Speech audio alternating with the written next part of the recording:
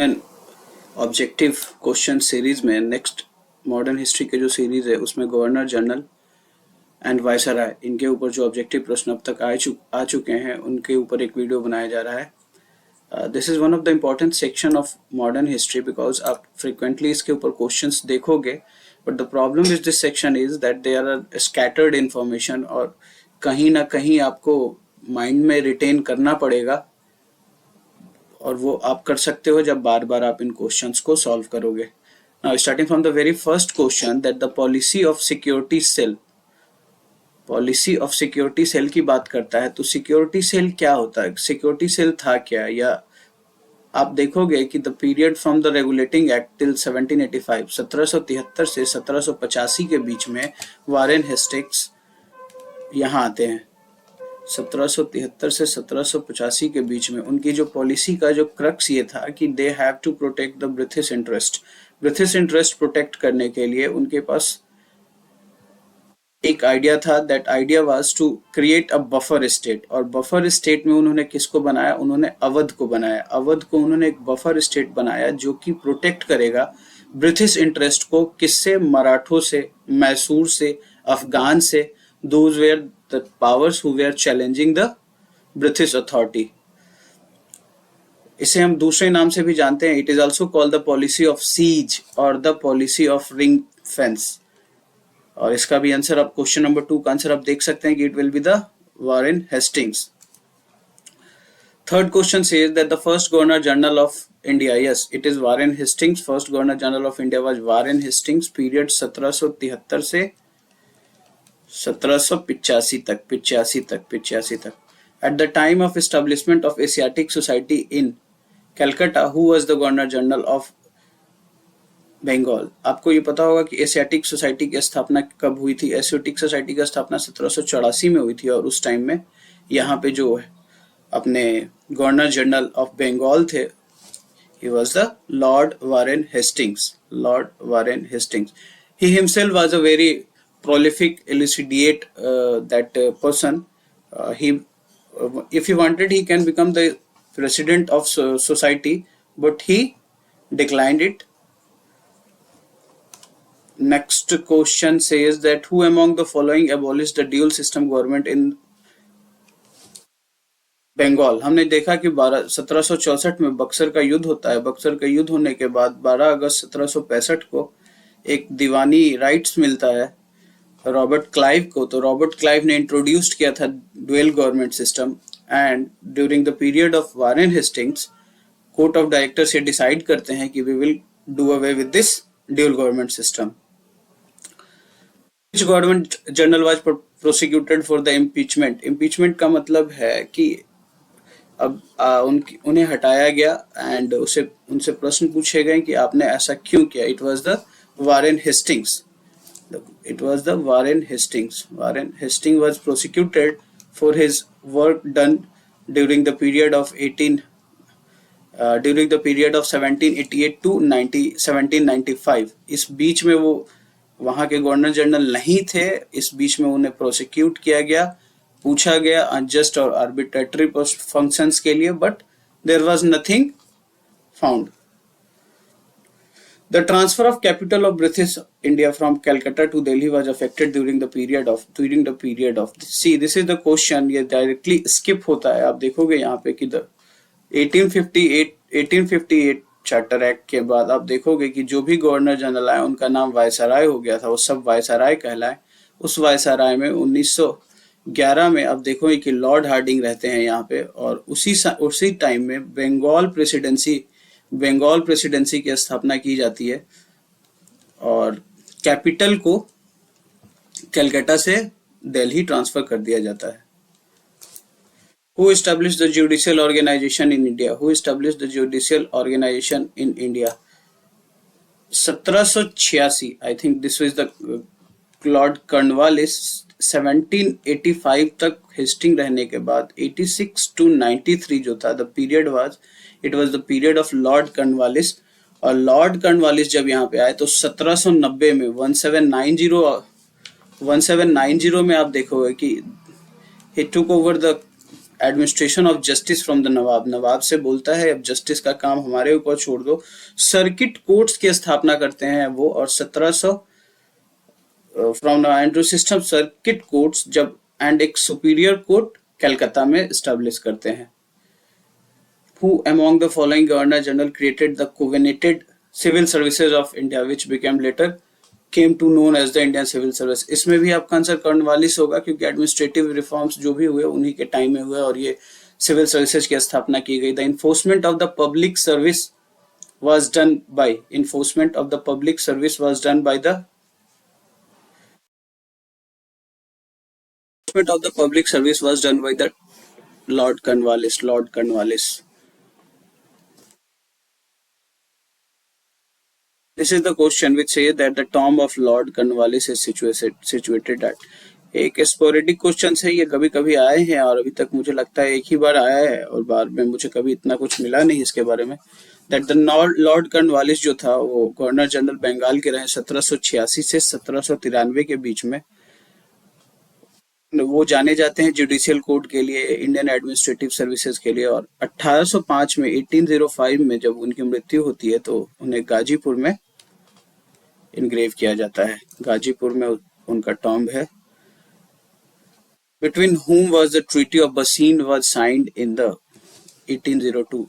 मराठों के रिलेशंस को जब हम देखेंगे तो there was two important treaty. First was the treaty of Salbai and second was the 1802। इन दोनों के बीच में 20 इयर्स का डिफरेंस है और ये कहा जाता है कि द ट्रीटी ऑफ सालाबाई जो first one was 82 was a peace for 20 years, and 1802 onwards again British start करते हैं एग्रावेट करना और मराठों को अपने अंदर कैप्चर करने की कोशिश। और ये देखो कि इंग्लिश एंड बाजीराव के बीच में 1802 ईस्वी में ट्रीटी ऑफ बसीन हुई थी, ट्रीटी ऑफ बसीन हुई थी, and it is some sort of a subsidiary alliance. The next question, इसके बाद और भी मराठाओं में भोसले के साथ उन्होंने किया, सिंधिया के साथ किया, 1803 में भोसले के साथ किया, सिंधियाओं के साथ 1804 में किया जो ग्वालियर में बेस्ट थे, इंदौर को 1817 में किया। ये सब सब्सिडरी अलायंस में हुआ था। हम डील करेंगे what is the subsidiary alliance system. First Maratha sardar to accept the subsidiary alliance of lord Wellesley was, ये अभी हमने पढ़ा था कि it was Peshwa Bajirao second at 1802. Now the very important questions come. Subsidiary alliance was implemented during the period of Lord Wellesley. Lord Wellesley, याद रखिएगा, Lord Wellesley के time में हुआ था। इसमें क्या होता था सब्सिडरी अलायंस में कि यहाँ के जो नेटिव राजा थे उनके साथ ये समझौता करते थे। समझौते में ये कहते थे कि दैट हमारे यहाँ से एक ब्रिटिश रेसिडेंट आपके स्टेट में रहेगा, इसके बदले में हम आपको पैसे देंगे, इसके बदले में आपको हमारे कंडीशंस पे किसी दूसरे के साथ एलियंस करना होगा या नहीं करना होगा। आप किसी दूसरे यूरोपियन पावर के साथ तो एलियंस बिल्कुल नहीं करेंगे और किसी यूरोपियन को एम्प्लॉय भी नहीं करेंगे। अगर आपका कोई कॉन्फ्लिक्ट होता है दैट वो हम डिसाइड करेंगे, that will be through the resolution. अगर इंडियन रूलर फेल होते हैं पेमेंट करने में by the alliance, then the part of the territory was taken over by the British as a penalty. और इसमें आप देखेंगे कि the first one was Nizam of Hyderabad to enter in such alliance. याद रखिएगा निजाम ऑफ हैदराबाद हमने इसने इसलिए कहा because it was the part of that aliens system which was developed. इससे पहले जो नवाब अवध थे हमने देखा कि 1764-65 में कैसे बक्सर के बाद बक्सर के युद्ध के बाद वो हार जाते हैं और उन्होंने एक अलायंस सिस्टम इनके साथ अंग्रेजों के साथ स्वीकार कर लिया होता है, but that was not the totally you can say the developed alliance system. और ये जो अलायंस सिस्टम जो वेलेजली के टाइम में डेवलप्ड हुआ, it had some more features and it was towards the betterment of British consolidation. अब इस questions को देखते हैं कि who was the first Indian native ruler to accept the system of the subsidiary alliance। अभी हमने पढ़ा कि that the Nizam of Hyderabad was the first to enter such an alliance, ठीक है, but it was some sort of that developing stage में अलियंस system थे. Proto, you can say that the proto of subsidiary alliance.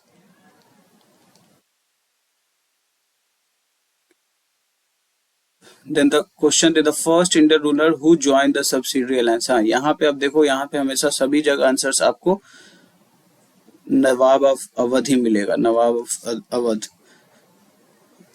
Question आता है कि that the subsidiary alliance were not accepted by the Holkar state of Indore. Holkar state of the Indore.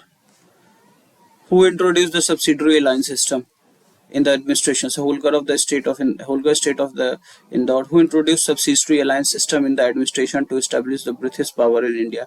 ये कौन थे? Lord Wellesley थे. The mean of the East India Company to make subsidiary alliance in the Rajput states, ये इसका था, to establish the sovereignty of British. Military support against enemy, protecting these states from the Maratha Pandari, to receive funds in the form of Khiraj. But the final answer is that to establish the sovereignty of British. Sovereignty का मतलब होता है संप्रभुता. संप्रभुता. At the time when empires in the Europe was crumbling before the might of Napoleon, which one of the following governors kept the flag high? Flag high. Napoleon और के बारे में बात किया जा रहा है, तो Napoleon was a very ambitious ruler of just France, and he was just a nightmare for the British Empire. Napoleon के टाइम में, जब नेपोलियन का टाइम रहा 1789 में फ्रांस की रेवोल्यूशन होती है. 1850 वगैरह का जो टाइम था 1789 to 1815 was the period of that revolution. और इसी बीच में नेपोलियन का उद्भव होता है और नेपोलियन लास्ट 1815 के वाटरलू के युद्ध में हार जाता है. बट इससे पहले he tried to establish French monopoly in European politics, और बहुत से देशों को जीतता हुआ वो इधर की तरफ भी प्लान कर रहा था कि हम कहीं भारत में भी we will try to capture the holdings of British. और उस टाइम में यहाँ पे लॉर्ड वेलेजली थे, और लॉर्ड वेलेजली ने through subsidiary alliance system protected the interest of the British empire.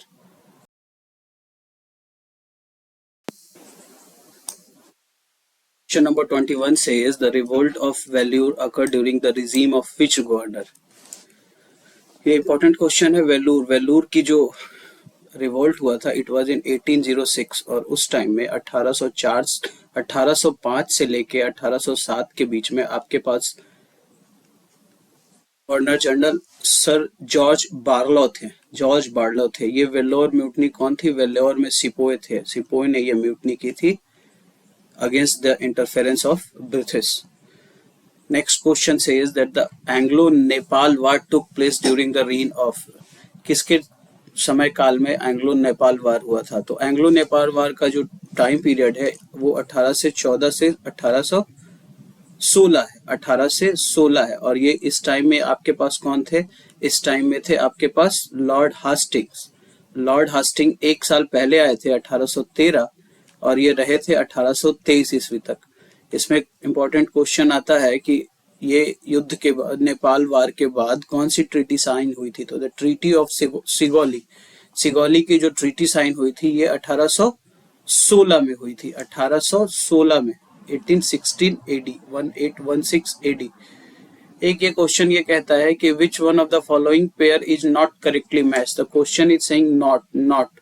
ये हमने पढ़ा था कि Hector Monro was representing the British army in the battle of Buxar 1764 में. लॉर्ड हास्टिंग्स हमने अभी पढ़ा कि एंग्लो नेपाल वार हुआ, और उसके बाद 1816 में ट्रीटी ऑफ सिगोली हुई. लॉर्ड वेलेजली हमने ये पढ़ा था कि 1799 में फोर्थ एंग्लो मैसूर वार हुआ था, जिसमें टीपू सुल्तान की मृत्यु हो गई थी. And the third one is that the lord Cornwallis third Maratha war. तो ये पॉइंट गलत है, ये नहीं हुआ था उनके टाइम में. Third Anglo Maratha war was during the period of lord Wellesley.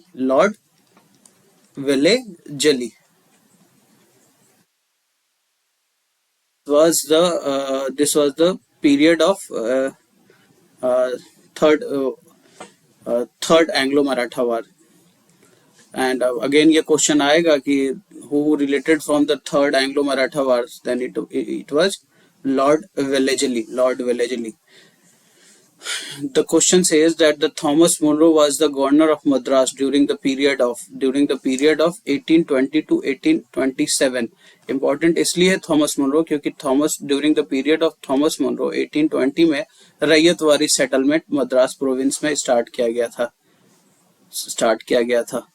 Ryotwari क्या था? रैयतवारी एक लैंड रेवेन्यू सेटलमेंट्स था जिसमें अंग्रेज डायरेक्टली किसानों के साथ, पीसेंट्स के साथ उनका समझौता हुआ था रेवेन्यू पेमेंट को लेकर. The question says that on the basis of mal administration, which governor general has taken the administration of Mysore state? Yeah, it's a very good question. See, इन सब में आपको लगेगा कि यार ये विलियम बेंटिक, इसका एक्चुअल आंसर विलियम बेंटिक है, but question ये कहता है कि ये क्यों क्वेश्चन पूछा गया? इसलिए क्योंकि जो विलियम बेंटिक की जो पॉलिसी थी वो पॉलिसी ऑफ न्यूट्रलिटी थी. राजपुताना के साथ उन्होंने अच्छा रिलेशन किया, उसमें इंटरफेयर नहीं किया. उन्होंने जोधपुर, बूंदी, कोटा, भोपाल इन सब के साथ कोई जस्ट इंटरफेरेंस नहीं किया, उनको इंटरफेयर करने की कोशिश नहीं की. But at the same time Mysore में उन्होंने माल एडमिनिस्ट्रेशन के नाम पे 1831 में एनेक्स कर लिया था मैसूर को. 1831 में मैसूर को कब अनेक्स किया था? 1831 में. और वो यहाँ पे कब आए? वो आए थे 1828 में. 1828 में. आगे आने वाले टाइम में देखोगे कि he reformed and he took lot of steps toward the reform. Who of the following governor of the Bengal associated with the third Anglo-Mysore War? Third Anglo Mysore war की जब बात करता है तो it was the Lord Cornwallis. Third Anglo-Mysore War was during the Lord Cornwallis.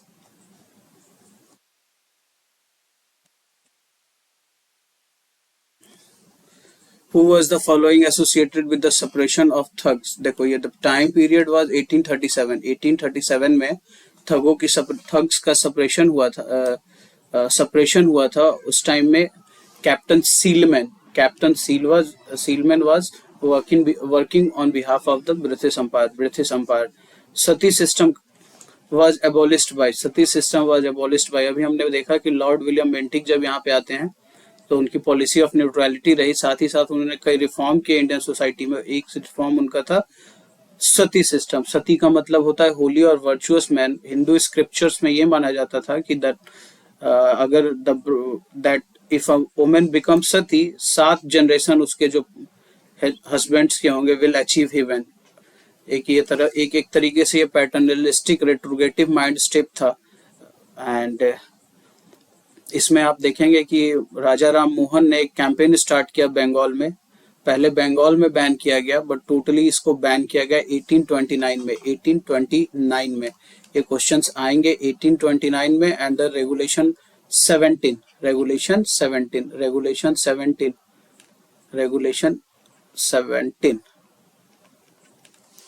in which year the sati system was abolished by the William Bentinck? It was 1829.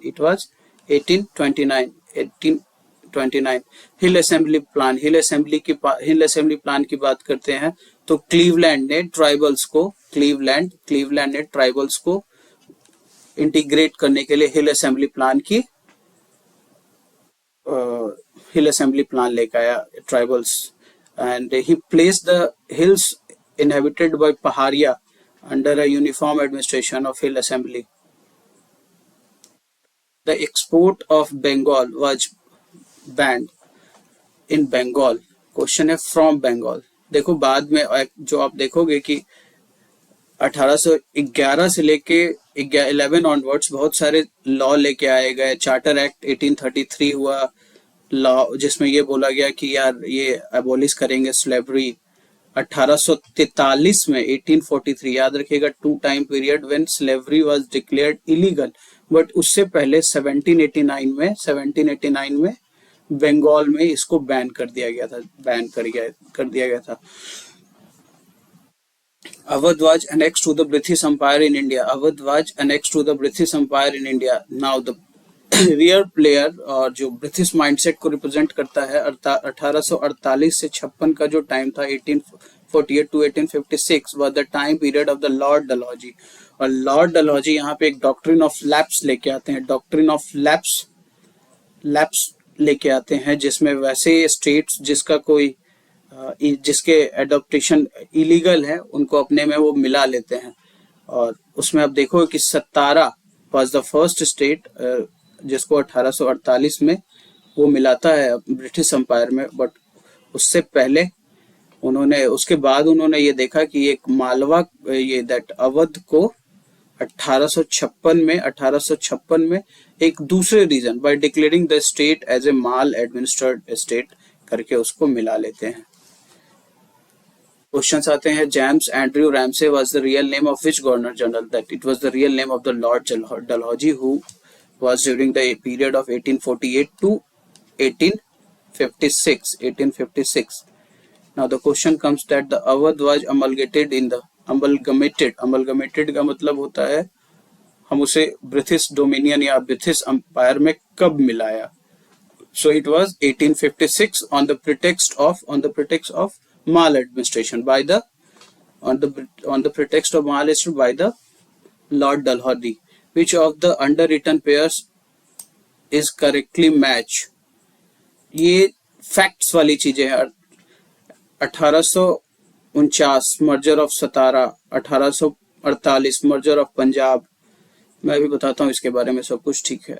1856 merger of Awadh. ये points तो मुझे पता चल गया कि ये सही था क्योंकि अभी जस्ट हमने ये सॉल्व किया था। इसके बारे में देख लेते हैं। तो सतारा जो था it was the first state which was merged under the doctrine of lapse और इसका हुआ था 1848 में। पंजाब जो था, पंजाब पहले ही हो चुका था, दूसरा but not under the doctrine of lapse. Then Jhansi was important because Jhansi आप देखोगे कि 1857 रिवोल्ट में इसका काफी पार्टिसिपेशन रहा, but it was during the time of 1853। अब ये क्वेश्चंस आ गया है, बार बार हम वो देखेंगे। Who among the following formulated and implemented the policy of doctrine of lapse? तो डॉक्ट्रिन ऑफ लैप्स की कहानी हमने बता दी है कि it was started by the Dalhousie. The ruler which one of the following state was removed from the power on the pretext of misgovernance? 1856 Awadh, ये डलहौजी थे और ये अवध थे 1856 में। Which of the following state was the first victim of the Lord Dalhousie's policy doctrine of lapse? ये है सतारा। कब? 1848। Jhansi 1853।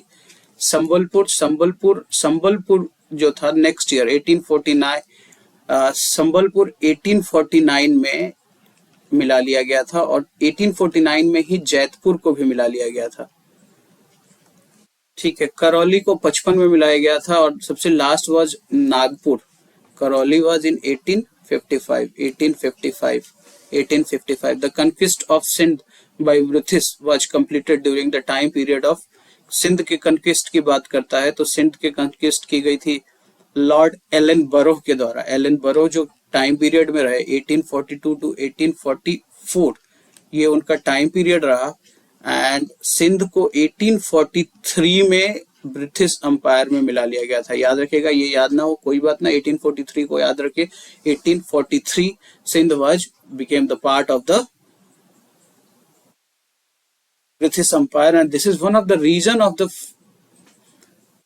First Anglo Afghan war. Next question यही पूछता है कि when it was annexed, Sindh was annexed during the period of 1843। The princely state of Baghat was annexed. आप इस questions को 1848 ये याद कर लेना टाइमलाइन। क्वेश्चंस बहुत आते हैं इससे। Who among the following was the British residence of the Awadh eight the time of the annexation into the British dominion?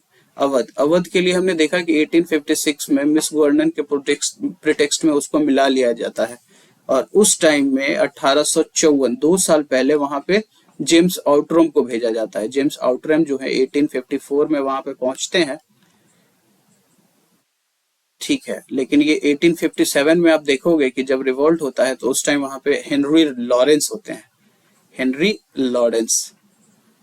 Lawrence was a British resident.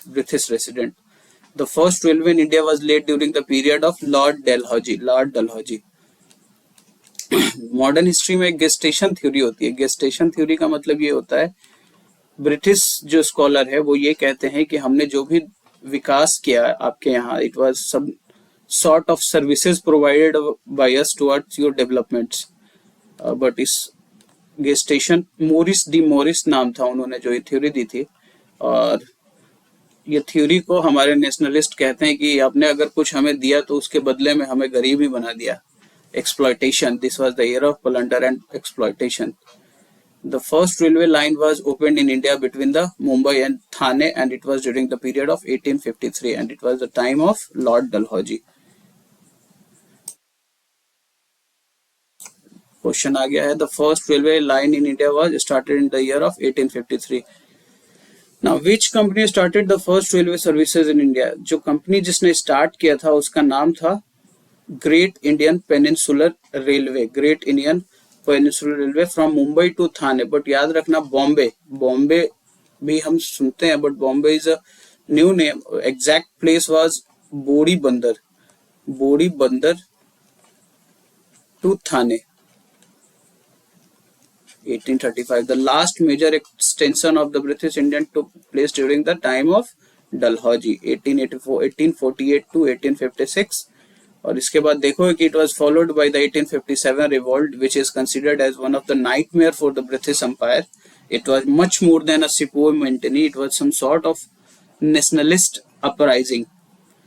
Public work department अर्थात 45 से 55, अगर ये टाइम पीरियड भी आपको याद रहेगा तो you can easily go to the Lord Dalhousie. Yes, it was the Lord Dalhousie in whose rule the Widow Remarriage Act was implemented. ये important question है। विडो रीमैरिज एक्ट जो था वो 1856 में पास हुआ था, ठीक है, बट द 56 का पीरियड जो था इस बीच में ही दो काम हुए। एक तो डलहौजी चले गए और कैनिंग आ गए, और कैनिंग रहे 1856 टू 62। और इनका जो रेगुलेशन था, जैसे वो सती के लिए रेगुलेशन 17 था, सती के लिए रेगुलेशन 17 था, उसी तरीके से ये रेगुलेशन 15 था। वहां पे राजा राम मोहन राय प्रेशर दे रहे थे, यहाँ पे ईश्वर चंद विद्यासागर वगैरह जैसे लोग सोशियो रिफॉर्मर प्रेशराइज कर रहे थे कि government should must take a step towards the widow remarriage act, legalising of widow remarriage. Legalising का अर्थ ये हुआ कि जो बच्चे पैदा होंगे विडो के साथ शादी करने के बाद, they will be the legal, not illegal. Queen Victoria manifesto was read out in Allahabad on the नवंबर 1858, ठीक है। द मोस्ट इंपॉर्टेंट इफेक्ट जो था 1857 का कि transfer of power from company to the British monarch, और इसी बीच में लॉर्ड कैनिंग जो थे उन्होंने इलाहाबाद में एक क्वीन विक्टोरिया का मैनिफेस्टो पढ़ा। याद रखना ये विक्टोरिया का मैनिफेस्टो पढ़ते ही ये टेक ओवर कर लिया ये पावर ईस्ट इंडिया कंपनी से। It was also the time that we got the first viceroy. 1857 के बाद जितने भी गवर्नर जनरल आए उनको वाइसराय बोला गया।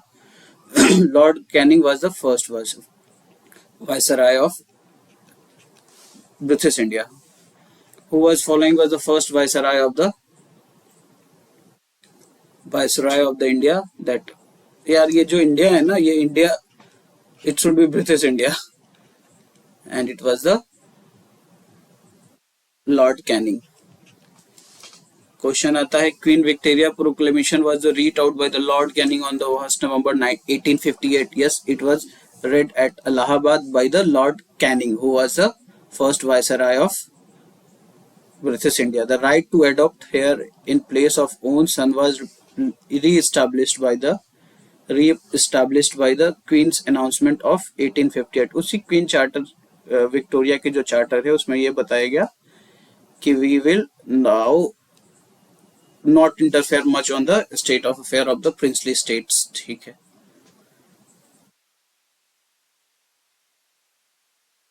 Queen Victoria was appointed by Empress of India। हमने ये देखा था कि 1858 में 1857 के युद्ध के बाद 1858 में she became the Empress of India.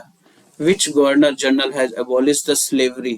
ये बहुत इंपॉर्टेंट क्वेश्चन है। लॉर्ड एलिन बरो का नाम आता है जिन्होंने स्लेवरी को हटाया, और इसके लिए उन्होंने एक्ट 5 ऑफ 1843, 1843 में स्लेवरी को हटाया। हम अभी डिस्कस कर रहे थे कि स्लेवरी को सबसे पहले बंगाल में बैन किया गया और 1843 में फाइनली उसको इलीगलाइज्ड कर दिया गया।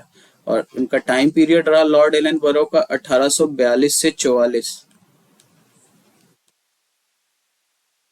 विच one of the following is the correctly matched? ये आप देख लो, इसमें डायरेक्टली सीधे आंसर आपको मिल जाएगा। Permanent settlement was started from the 1793। Then the question comes that the masterly inactivity, masterly inactivity का नाम इसलिए आता है कि ब्रिटिश एंड दैट अफगान के बीच का जो रिलेशन था, the Anglo Afghan relation was actually guided by the policy of lord Ellenborough and lord Northbrook. ठीक है, जॉन लॉरेंस का नाम आता है जो मास्टरली इनएक्टिविटी के नाम से जाने जाते हैं भारत और अफगान के रिलेशन के बीच में। लॉर्ड वेलेजली जो थे वो he was looking after subsidiary alliance, जबकि लॉर्ड डलहौजी थे policy of doctrine of lapse पे वो काम कर रहे थे। लॉर्ड कैनिंग जो थे foundation of Indian national Congress, ये गलत है, डफरिन के टाइम में हुआ था, it was the Dufferin, Lord Dufferin. अब ये देखो, इसमें लॉर्ड कॉर्नवालिस बिल्कुल सही, हमने पढ़ा 1793, ठीक है। सब्सिडरी अलायंस, ठीक है, it was during the time of lord Wellesley. Lord Dalhousie was responsible for doctrine of lapse and the masterly inactivity in India and Afghanistan relation was the policy of John Lawrence. Permanent settlement was introduced during the tenure of the Lord Cornwallis in the 1793. Which of the following is not correctly matched? Not, तो ये not ना, मैं भी भूलता हूँ exams में, मुझे भी दिखाई नहीं देता, आप लोग को भी इसे ध्यान से देखना चाहिए। It says that the correctly matched, yes, Lord Cornwallis बिल्कुल सही है। Permanent settlement, Lord Wellesley, subsidiary alliance system, Lord Hastings, second Afghan Maratha war and the Lord William Bentinck 1829। ठीक है, ये सब आपको फेमस पॉलिसीज हैं, ये आपको याद रहेंगे।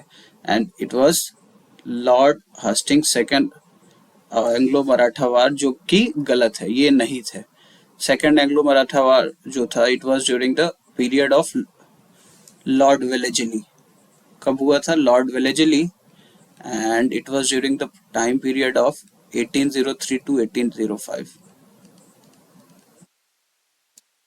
पेशवा सिप को कब? थर्ड एंग्लो मराठा वार, जो कि 1817 से 1818 के बीच में हुआ। Third Anglo Maratha Lord Hastings के टाइम में हुआ था। अभी ऊपर आपको दे रखा था ये option, that the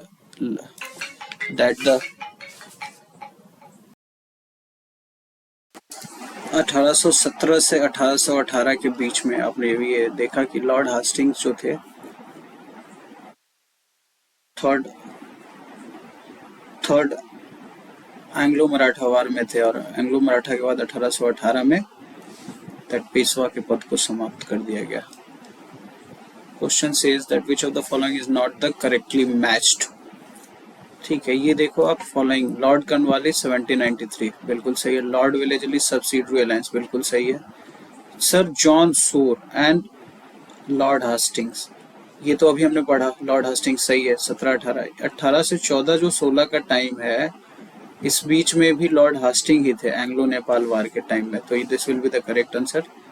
it is not correctly matched. Which one of the following is the correctly matched? Lord Ellenborough annexation of Awadh, नहीं, ये एनेक्सेशन ऑफ अवध किसके टाइम में हुआ था? डलहौजी के टाइम में हुआ था। और लॉर्ड एलन बरो क्या किए थे? उन्होंने सिंध को साथ मिलाया था 1843। Lord Dalhousie annexation of Sindh, ये देखो ये रिप्लेस हो गया, ऊपर से नीचे आएगा और ये नीचे से ऊपर आएगा। And Lord Wellesley fourth Anglo Mysore war, this is बिल्कुल सही, ये बिल्कुल सही है। एंड द सर जॉन सोर थर्ड एंग्लो मराठा वार, नहीं, it was during the time of Lord Hastings थे यहाँ पे। Lord Hastings. सो ये इसका सही आंसर हो जाएगा कि लॉर्ड वेलेजली के टाइम में चौथी एंग्लो मैसूर वार हुई। विच one of the following pair is not correctly matched? Lord Dalhousie annexation of Awadh, बिल्कुल सही है। Lord Dufferin 1885 establishment of Congress, बिल्कुल सही। 1856 में ये एनेक्सेशन ऑफ अवध हुआ था। Lord William Bentinck charter act of 1833, बिल्कुल सही। और lord Lytton beginning of the first Anglo Afghan war, ये गलत है, ये करेक्ट नहीं है। Which among is following is associated with the policy of masterly inactivity? अभी हमने देखा कि लॉर्ड नॉर्थब्रोक वगैरह जो थे वो इन्वॉल्व थे इंडिया और अफगान के रिलेशन में। उसमें जो जॉन्स और लॉरेंस की पॉलिसी थी, it was the policy of masterly inactivity. और मास्टरली इनएक्टिविटी की जो पॉलिसी थी 1880 ऑनवर्ड्स चेंज होती है जब लॉर्ड लिट्टन यहाँ पे आते हैं। Question says that the first census in India in during the British period, the first census की बात जब ये करता है तो आपको बस याद रखना है मेयो को, that the Lord Mayo was responsible for the first census and it was held during the 1872 period. एक टाइम पीरियड और याद रख सकते हो, जस्ट इससे इसी टाइम में वो रिप्लेस हुए थे, 3 साल पहले ही आए थे, 1869 टू 1872। ये क्वेश्चन कहता है that which of the following pair is correctly matched? Following pair is correctly not matched, not. तो सपरेशन ऑफ ठगी विलियम बेंटिक, अभी हमने आपसे बात किया था कि कैप्टन सीलमैन थे जिन्होंने ठगी के सेपरेशन में अपना कंट्रीब्यूशन दिया था। Yes, it was good, it was true. Captain Sleeman was working under William Bentinck. Ilbert bill जो है ये रिपन के टाइम में आया था, लॉर्ड रिपन। अभी आप देखेंगे कि Lord Lytton and Lytton was followed by Lord Ripon. सरकार बदलती है इंग्लैंड में और रिपन नाम का एक गवर्नर वायसराय यहाँ पे आते हैं जो he is very kind towards the people. फिर the policy of ring fence, ये हमने सबसे पहले पढ़ा था। सिक्योरिटी सेल की पॉलिसी या the policy of seize was implemented by the Warren Hastings in which Awadh को एक बफर स्टेट की तरह, Awadh was a buffer state. And the question is Vernacular Press Act. Vernacular Press Act was not passed by the Curzon. In fact, it was passed by the Lytton. It was the Lytton who was responsible for the Vernacular Press Act. It was some sort of restriction over the vernacular language press.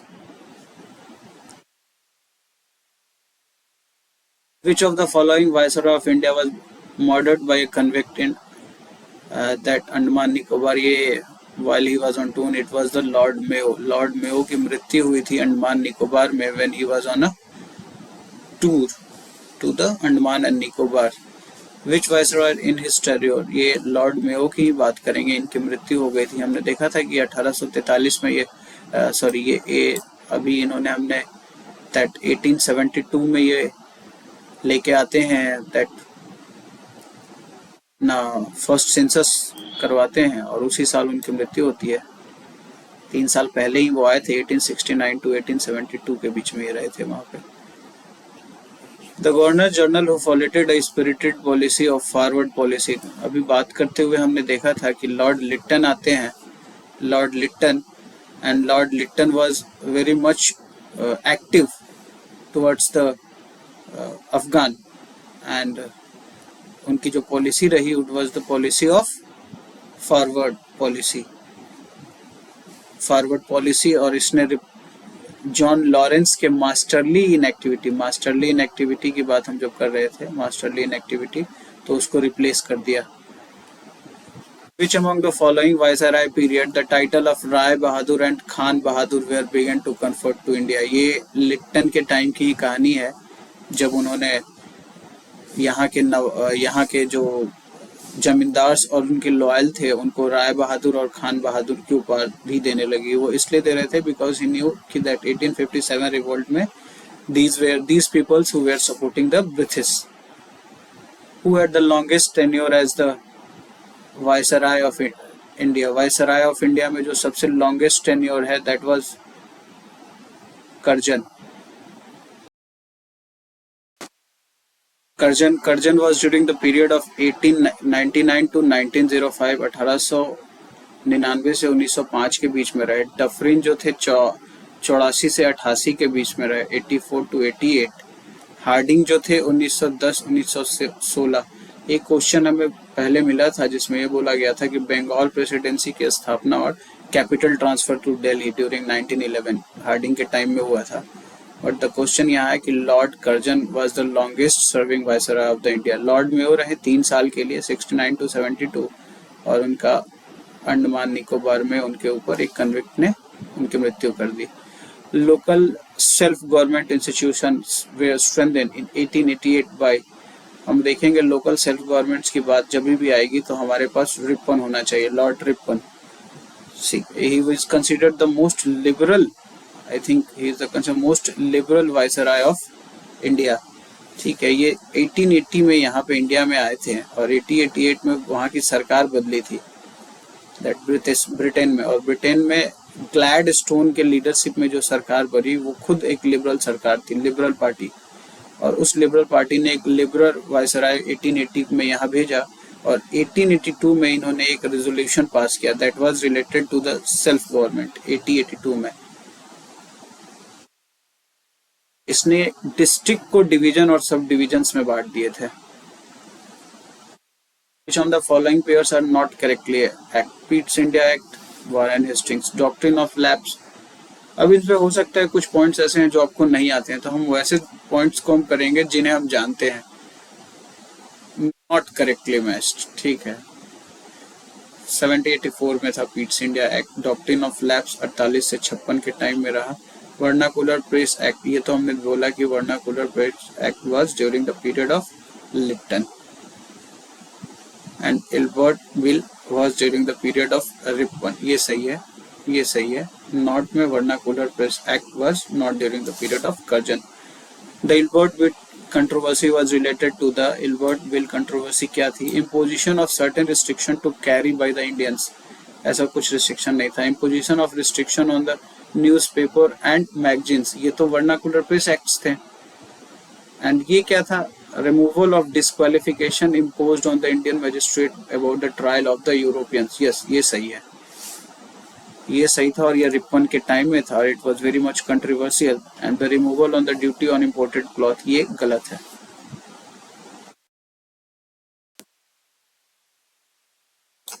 The first Factory Act for restricting the working hours of women and children of the authorizing local governments to make necessary rules were adopted during whose time? So जब भी ऐसी कुछ liberal बात आती है तो Lord Ripon का नाम आता है। तो इट वाज ड्यूरिंग द 1881 में फर्स्ट फैक्ट्री एक्ट आता है जिसमें facilitate the position of workers के लिए लाया गया था। और उसने एम्प्लॉयमेंट 7 साल से 7 साल के कम उम्र के बच्चों को एम्प्लॉयमेंट को रोक लगा दिया। It was during the time of Lord Ripon. Who amongst it the following is considered to the father of the local self government? Local self government की बात करते हैं तो ये it is Ripon. It was the Ripon ने एक resolution लाया था 1882 में और ये it was for the local self government. Which of the following pairs is properly matched?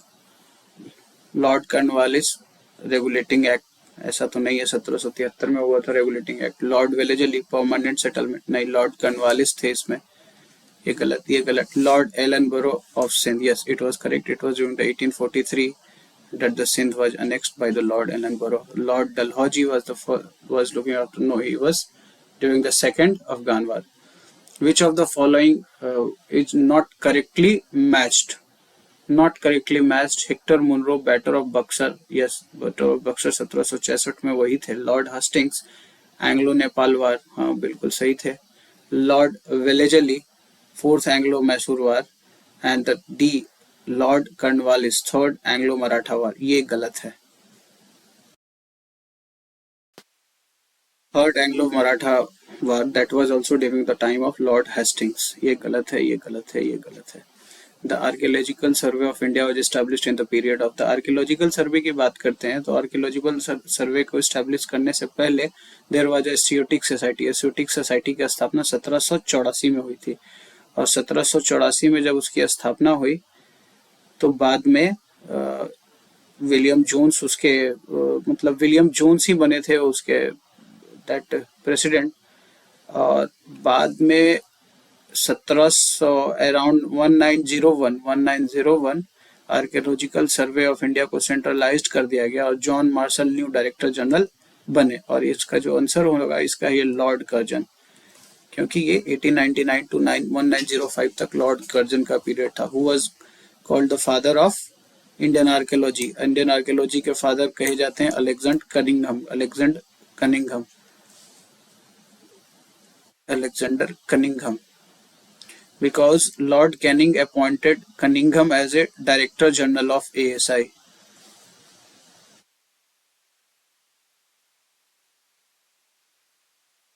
Next question. Who among the following was the only Jewish Viceroy? Jewish Viceroy की बात करता है तो it is Reading, Lord Reading. Lord Reading was the only Viceroy who was the Jewish. And during the tenure of which Governor General was the Ancient Monument Preservation Act passed? तो ये Ancient Monument Preservation Act was passed in the 1904 और 1904 में आपके पास कौन थे? Curzon थे। You had Curzon. An important event of Lord Dufferin tenure was the establishment of Ramakrishna Mission. नहीं, establishment of Muslim ये 1906 में हुआ था, ये 1885 में हुआ था। ठीक है, मैंने बोला था कि Dufferin was during the time of Congress establishment. First sensor 1872 में मेयो के टाइम में हुआ था। Who compared Curzon's administration in India to that the Aurangzeb? ये गोपाल कृष्ण गोखले। ये it's just a mayor fact, इसको याद रखना है। जस्ट गोपाल कृष्ण गोखले ने कर्जन को औरंगजेब से तुलना की। In my belief Congress is tottering to its fall and one of my great ambition while in the India to assist to a peaceful demise. ये इनका ये कथन अपने कर्जन का है। उन्होंने कहा कि मुझे लगता है कि ये कांग्रेस जो है अपने पतन की ओर लड़खड़ाती हुई बढ़ रही है और मुझे मेरी ये उम्मीद है कि इसका पतन मेरे ही टाइम में हो जाए। ठीक है, इट वाज द कर्जन ने ऐसा कहा था। The strategy of divide and rule की जो स्ट्रेटेजी रही है वो स्टार्टिंग किसने की थी? It was during the time of Curzon.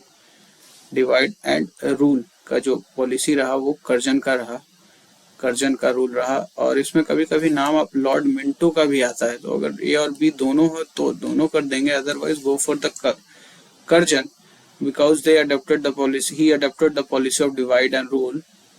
और 1905 का जो डिवीजन था that is one of the reason कि we consider it as the policy of divide and rule। और बाद में आप देखोगे कि 1909 में मॉडले मिंटो रिफॉर्म्स होते हैं, उसमें भी मुस्लिमों को दैट सेपरेट इलेक्टोरेट का अधिकार दिया जाता है। The Muslim if contented and satisfied would become the greatest bulwark of British power। ये क्या कह रहा है? ये कहना चाह रहा है कि अगर मुस्लिमों को संतुष्ट किया जाए तो they will be the supporter of the British Empire। और ये किसने कहा था? It was said by W. Hunter। My name is Hunter and Hunter was saying it in the Indian Musalmans। The name of the book was the Indian Musalmans।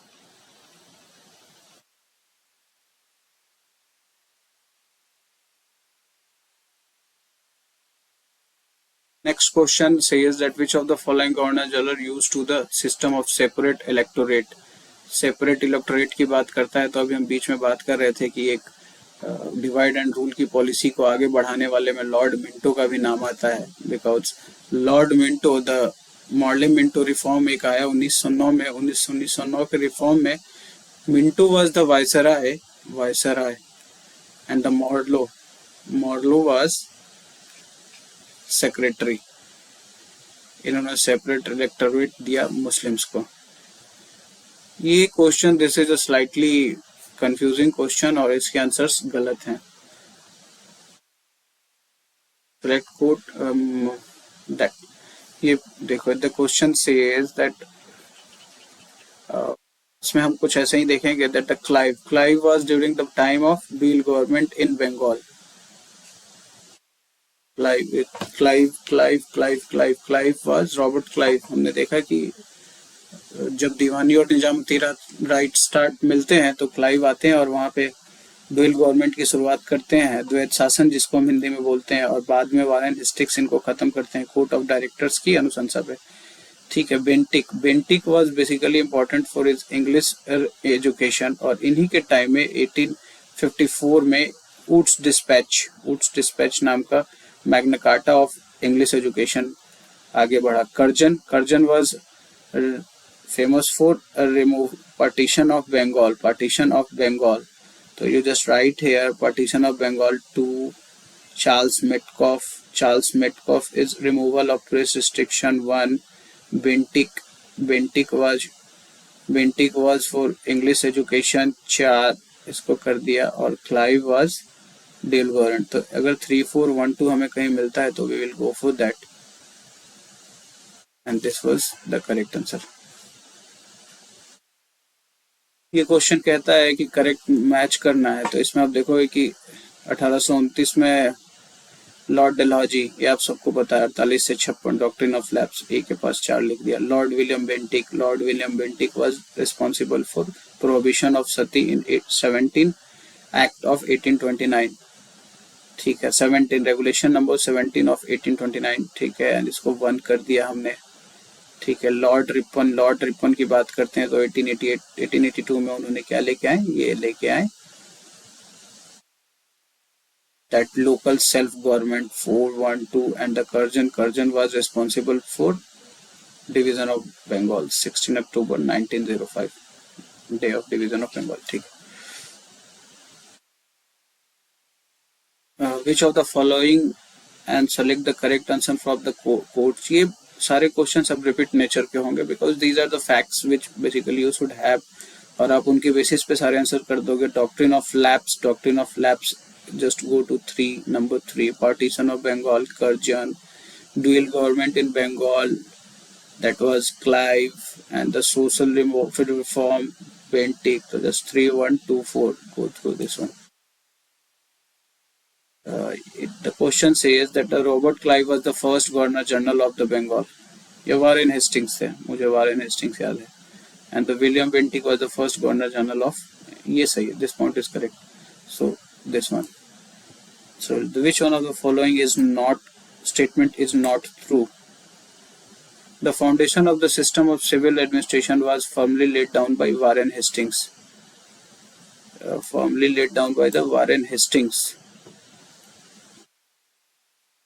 The superstructure was raised by the Cornwallis। Yeah, possibly ये सही लगता है। Clive was responsible for the reforming the East India Company civil and military services। Yes, ये भी सही है। Lord William Bentinck, one of the greatest, he consolidated the British Empire। ऐसा नहीं है।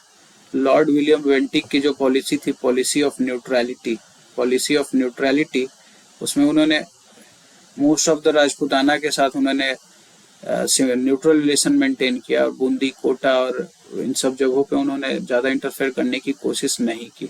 सो this is the wrong. And lord Dalhousie added the rich लेमिटोन्स of the British empire. हाँ, ये तो बिल्कुल सही है। Consider the following which concluded the subsidiary alliance with the Lord Wellesley and find the correct chronological order of the treaties of the court। ये तो बिल्कुल सही है। Hyderabad was the first, Mysore was the second, third was Awadh, and Scindia was the last one। 1, 2, 3, 4 इसका answer होगा this one। Among the following were associated with the introduction of ryotwari settlement। Ryotwari settlement कहाँ start की गई थी? Bombay presidency में, और वहाँ पे 1820 के दौरान, और 18 से 20 से 27 के बीच में मुनरो वहाँ पे थे, और अलेक्जेंडर रीड और Thomas Munro was responsible for that. तो go for C option. Consider the following princely state of British rule in India. Chronological हमने बताया कि 1848 में सतारा, 1849 में संबलपुर, और 1853 में झांसी।